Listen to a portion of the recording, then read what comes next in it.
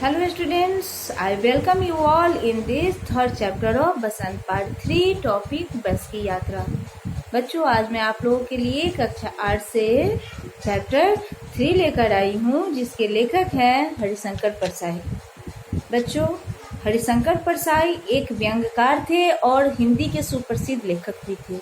वह पहले ऐसे रचनाकार हैं जिन्होंने व्यंग को एक विद्या का दर्जा दिलाया। भले ही उनकी कहानी पढ़कर हमारे मन में गुदगुदी नहीं होती, लेकिन उनकी जो कहानियां हैं, वो व्यंग कथाएं हैं, वह सामाजिक जो घटनाएं हैं, कथाएं हैं, उनसे संबंधित होती है और हम लोग उससे दूर भी नहीं हैं। तो बच्चों, आइए देखते हैं आज जो उन्होंने आप लोगों के सामने कहानी प्रस्तुत की है, वह कहानी है, व्यंग कथा आपकी है बस की यात्रा से। और यह बस की यात्रा उन्होंने किस तरह से की, उसी अनुभव को उन्होंने इस व्यंग कथा के माध्यम से आप लोगों के सामने प्रस्तुत किया है। हम लोग भी अपने जीवन में यात्रा करते हैं, बहुत सारी यात्राएं होती हैं, लेकिन कभी कभी कुछ यात्रा ऐसी होती है जो एक यादपूर्ण घटना बनकर रह जाती है और जिसे हम एक दूसरे से शेयर किए बिना रह भी नहीं सकते। इसी प्रकार उन्होंने भी एक ऐसी यात्रा की जिसका अनुभव वो हम लोगों के सामने इस व्यंग कथा के माध्यम से प्रस्तुत किए हैं। तो आइए बच्चों, देखते हैं बस की यात्रा कहानी का सार क्या है। हरिशंकर परसाई कहते हैं कि हम 5 मित्रों ने तय किया कि शाम के 4 बजे बस से पन्ना चलेंगे। लेखक ने तय किया वो 5 मित्र क्या पन्ना के लिए निकलेंगे यात्रा पर, और पन्ना से इसी कंपनी की बस सतना के लिए 1 घंटे बाद मिलती है, जो जबलपुर के ट्रेन से मिलाती है। उन्होंने सारा ब्यौरा तैयार कर लिया था कि ये ट्रेन कब और कैसे पहुंचाएगी। सुबह घर पहुंच जाएंगे। हम में से 2 को सुबह काम पर हाजिर होना था, इसलिए वापसी का यही रास्ता अपनाना जरूरी था। लोगों ने सलाह दी कि समझदार आदमी इस शाम वाली बस से सफर नहीं करते। क्या रास्ते में डाकू मिलते हैं? नहीं, बस डाकिन है। लेखक कहते हैं कि उनके जो 5 मित्र हैं, उसमें से 2 जो है वो ऑफिस से लेट आते हैं, तो ऐसे करके जो होगा उनकी समय जो है काफ़ी अधिक हो जाएगी। इसलिए सबसे महत्वपूर्ण समय रहेगा शाम का समय। तो क्यों ना हम इसी समय बस की यात्रा करें। इसलिए समझदार लोगों ने उन्हें सलाह दिया कि शाम की जो यात्रा होती है वह क्या होता है, घटनापूर्ण होता है। कभी ना कभी इसमें खतरा बढ़ सकती है, क्योंकि शाम के समय जो होते हैं रास्ते में डाकू लोग बस को घेर लेते हैं और यह क्या होता है, एक खतरे से भरा हुआ यात्रा होता है। इसलिए समझदार व्यक्तियों ने उन्हें राय दिया कि शाम की यात्रा नहीं करनी चाहिए, क्योंकि शाम की यात्रा जो होती है वह घटनापूर्ण होता है और समझदार व्यक्ति कभी भी शाम की बस की यात्रा नहीं करते। लेकिन लेखक ने यह निर्णय सिर्फ अपने लिए नहीं, मित्रों को ध्यान में रखते हुए ही लिया था। चले, अब बस को देखा तो श्रद्धा उमड़ पड़ी। लेखक जब बस को देखे तो श्रद्धा उमड़ पड़ी। अब श्रद्धा किसको देखकर उमड़ती है हम लोग को पता है। जब हम लोग मंदिर में ईश्वर को देखते हैं तो उनके प्रति दिल में श्रद्धा उमड़ पड़ती है। तो आखिर बस में थी क्या जो लेखक को देखकर श्रद्धा उमड़ पड़ी? आइए देखते हैं। खूब वयोवृद्ध, सदियों के अनुभव के निशान लिए हुए थी। लोग इसलिए इससे सफर नहीं करना चाहते थे कि वृद्धावस्था में इसे कष्ट होगा। यह बस पूजा के योग्य थी, उस पर सवार कैसे किया जा सकता है। अब बताएं ना कि श्रद्धा किसके प्रति उमड़ती है। या जब बड़े व्यक्ति, बड़े बुजुर्ग होते हैं तो उनके दिल में हमें आदर करने की भावना जगती है या ईश्वर के प्रति श्रद्धा उमड़ती है। ठीक बस भी क्या थी, एक वयोवृद्ध थी, बहुत पुरानी थी, बहुत पुरानी थी बस, इसलिए कभी कोई उससे सफर नहीं करता था। इसलिए जब बस को लेखक देखे तो उनमें दिल में श्रद्धा उमड़ गई, इनके दिल में क्या, कि यह बस तो यात्रा करने योग्य नहीं है। इसीलिए तो लोग इससे सफर नहीं करते, क्योंकि सफर करेंगे तो कष्ट होगा। क्योंकि जिस तरह से पुराने जब बूढ़े व्यक्ति हो जाते हैं तो हम लोग उनको घर पर क्या करते हैं, सेवा करते हैं, उनसे कोई काम नहीं करवाते। क्यों नहीं करवाते? क्योंकि उनकी उम्र नहीं होती कि अब वो इतना जो काम किए हुए हैं तो वो इस अवस्था में इस काम को, सारे काम को करें। तो इस बस को देखकर भी लेखक को वयोवृद्ध व्यक्ति की ही याद आ गई। वयोवृद्ध व्यक्ति की क्यों याद आ गई? क्योंकि बस भी जो थी वो काफी पुरानी थी। लेखक ने बस को वयोवृद्ध क्यों कहा? क्योंकि बस जो है वो काफी पुरानी थी, इसलिए लेखक को जब बस को देखे तो उन्हें एक वयोवृद्ध व्यक्ति का ही स्मरण आया। अब उस पर सवार कैसे हुआ जा सकता है, लेखक सोचने लगे, क्योंकि उसकी हालत तो इस प्रकार थी नहीं कि वो सफर हो सकता है उससे। बस कंपनी के एक हिस्सेदार भी उसी बस से जा रहे थे। उसने हमसे पूछा, यह बस चलती भी है? वह बोले, चलती क्यों नहीं है, अब भी चलेगी। आप हमने कहा, वही तो हम देखना चाहते हैं, अपने आप चलती है? हाँ जी, और कैसे चलेगी? लेखक जो बस के हिस्सेदार थे, कंपनी के हिस्सेदार थे, वह भी उसी बस से यात्रा कर रहे थे। तो उनसे लेखक पूछे कि आप बस चलती भी है, क्योंकि बस की दशा देखने के बाद ऐसा नहीं लगता था कि ये बस अपने आप चलती भी होगी। तो कंपनी के जो हिस्सेदार था उन्होंने कहा, हाँ क्यों, चलती क्यों नहीं है? तो लेखक ने पूछा क्या कि हाँ, ये अपने से चलती है कि धक्का देने के बाद चलेगी? देखते हैं कैसे चलती है। गजब हो गया, ऐसी बस अपने आप चलती है। हम आगा पीछा करने लगे। डॉक्टर मित्र ने कहा, डरो मत, चलो, बस अनुभवी है, नई नवेली बसों से ज्यादा विश्वसनीय है, हमें बेटों की तरह प्यार से गोद में लेकर चले। जैसे बड़े बुजुर्ग क्या होते हैं, वो काफी अनुभवी होते हैं, तभी हमारे घर के लोग बोलते हैं कि कोई भी सलाह मशवरा बड़े बुजुर्ग से लेना चाहिए, क्योंकि उनके पास काफी वर्षों की तजुर्बा होती है। ठीक उसी प्रकार उनके मित्र डॉक्टर साहब ने कहा, क्या कहा, यह बस जो है काफी अनुभवी है, क्योंकि यह पुरानी है, इसलिए हमें क्या करेगा, यह हमें प्यार से अपने गोद में बेटे की तरह बैठाकर ले जाएगी। इसलिए पूरे विश्वास के साथ इस बस की यात्रा हम लोग कर सकते हैं। इंजन सचमुच स्टार्ट हो गया, ऐसा जैसे सारी बस ही इंजन और हम इंजन के भीतर बैठे हैं। कांच बहुत कम बचे थे, जो बचे थे उनसे हमें बचाना था। हम फौरन खिड़की से दूर सरक गए। इंजन चल रहा था, हमें लग रहा था हमारी सीट के नीचे इंजन है। जब बस स्टार्ट हो गया तो ऐसा लग रहा था कि सारा बस ही इंजन है, क्योंकि बस जब स्टार्ट हुई तो उसकी आवाज और गड़गड़ाहट इतनी थी कि बस में कंपन हो रही थी, इसलिए लग रहा था कि सारा बस ही इंजन है। और उसकी खिड़कियां के जो कांच थे वो भी टूटे फूटे थे, जो बचे हुए थे वो भी टूटे फूटे थे, और जो टूटे फूटे बचे थे उनसे भी खतरा थी। अगर थोड़ा सा भी धक्का लगता तो कोई भी उस पर गिर सकता था और कट सकती थी। इसीलिए लेखक उस खिड़की से दूर सरक कर बैठ गए। सचमुच बस चल पड़ी। हमें लगा कि यह गांधी जी के असहयोग और सविनय अवज्ञा आंदोलन के वक्त अवश्य जवान रही होगी। उसे ट्रेनिंग मिल चुकी थी। पूरी बस सविनय अवज्ञा आंदोलन के दौर से गुजर रही थी।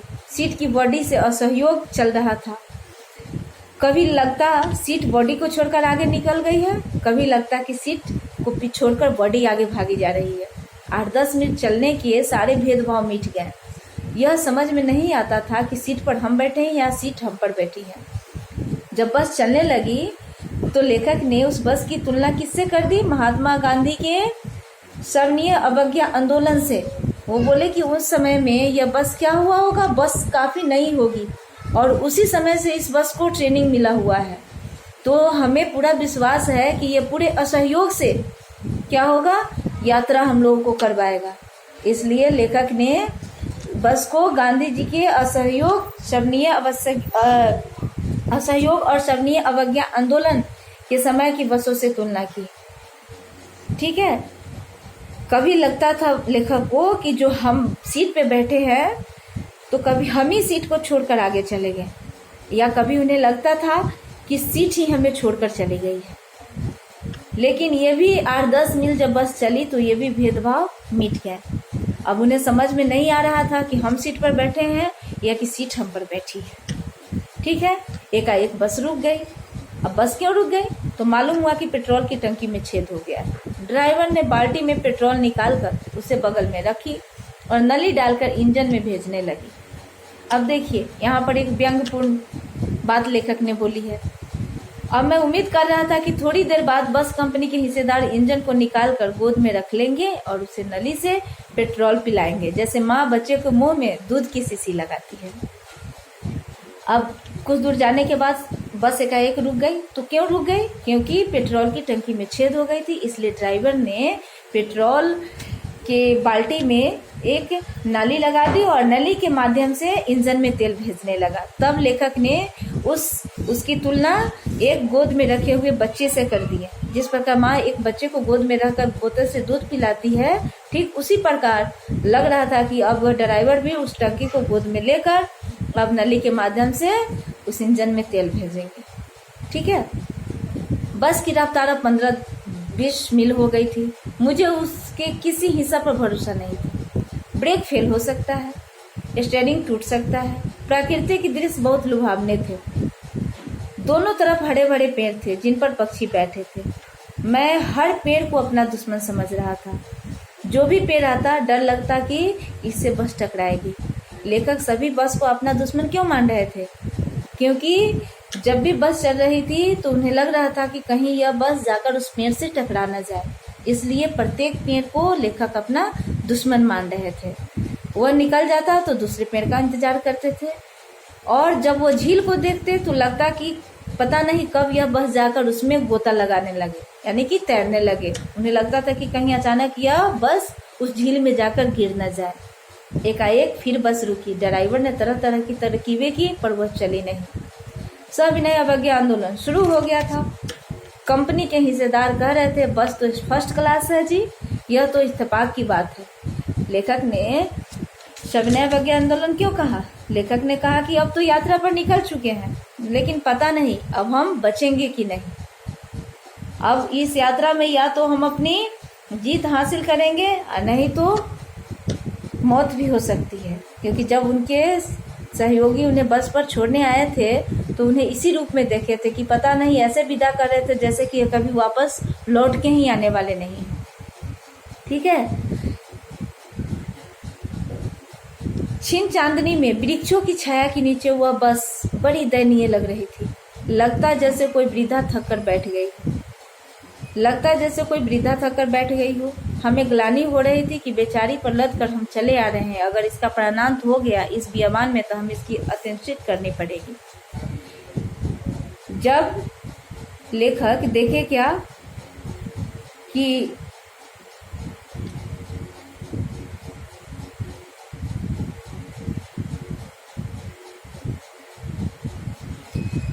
बस पेड़ के नीचे जो लगी हुई थी वह लग रहा था कि एकदम एक वयोवृद्ध व्यक्ति असहाय अवस्था में वहां पर खड़े हैं और थक कर बैठ गए हैं, और उन्हें देखकर लेखक को अपने अंदर शर्मिंदगी महसूस हो रही थी कि इनके जो लग रहा था कि हम इन पर यात्रा करके एक बोझ बने हुए हैं। जैसे बूढ़े व्यक्ति से अगर कोई काम कर देता है तो उम्र के हिसाब से अच्छा नहीं लगता, ठीक उसी तरह उन्हें ऐसा लग रहा है कि हम इस पर जो सफ़र करके इसके ऊपर हम अत्याचार कर रहे हैं। अगर इसी में कहीं इनका प्राणांत हो गया तो हमें इसी में इसका क्या हुआ क्रियाक्रम भी करना पड़ा, दाह संस्कार भी करना पड़ेगा। अर्थात अगर यह गाड़ी खराब हो गई तो पता नहीं अब दूसरी गाड़ी भी मिलेगी कि नहीं। कुछ देर के बाद हिस्सेदार साहब ने इंजन खोला और कुछ सुधारा। बस आगे चली। उसकी चाल और कम हो गई थी। धीरे धीरे वृद्धा की आंखें की भी ज्योति जाने लगी। धीरे धीरे क्या हुआ, बस की जो रोशनी थी वो भी जाने लगी। चांदनी रास्ते में रास्ता टटोल पर रेंग रही थी।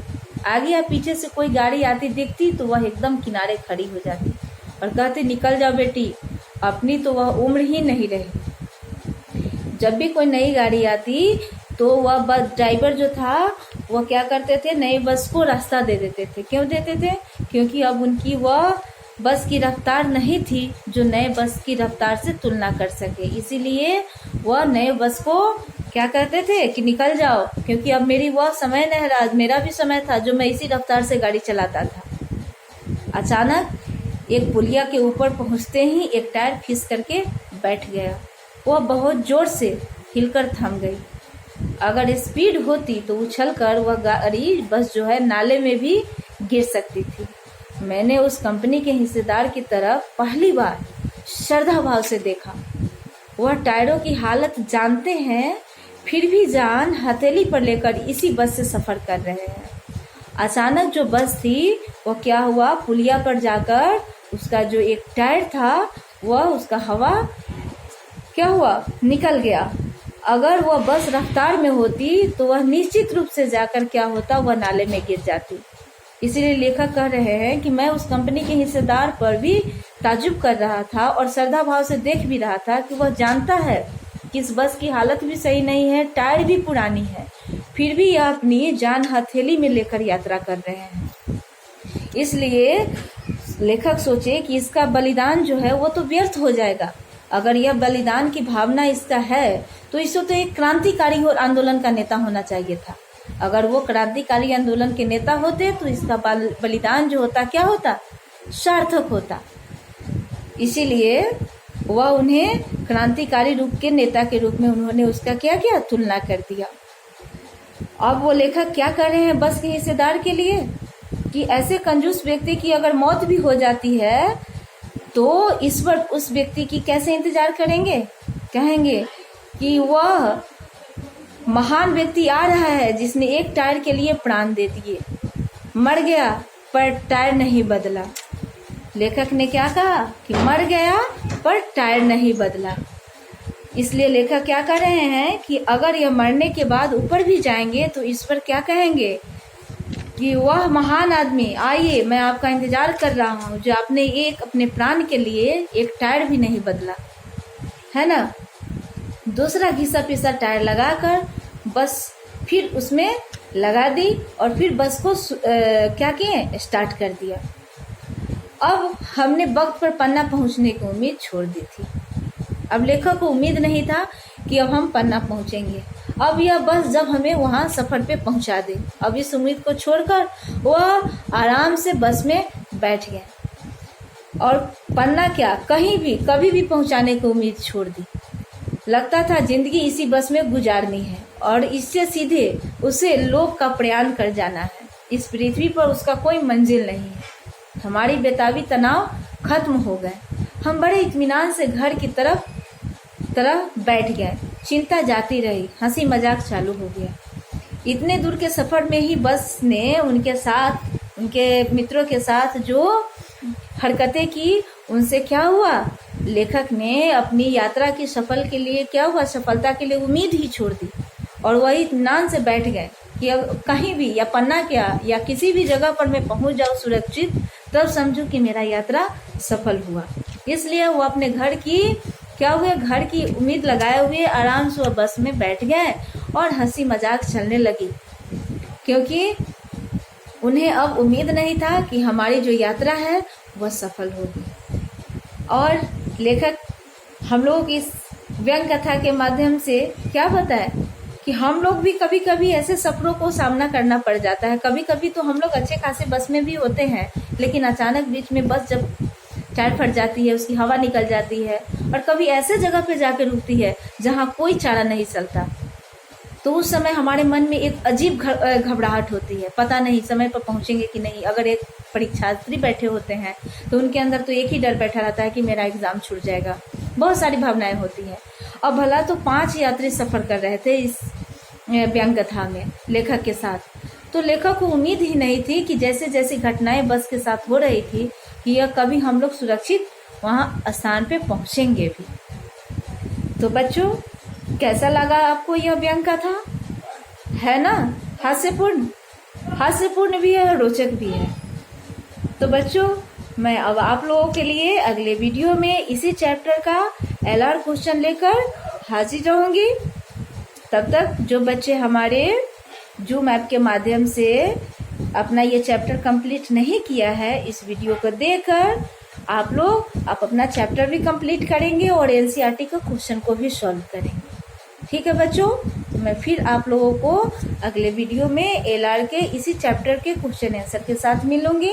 तब तक के लिए बेस्ट ऑफ लक, बाय।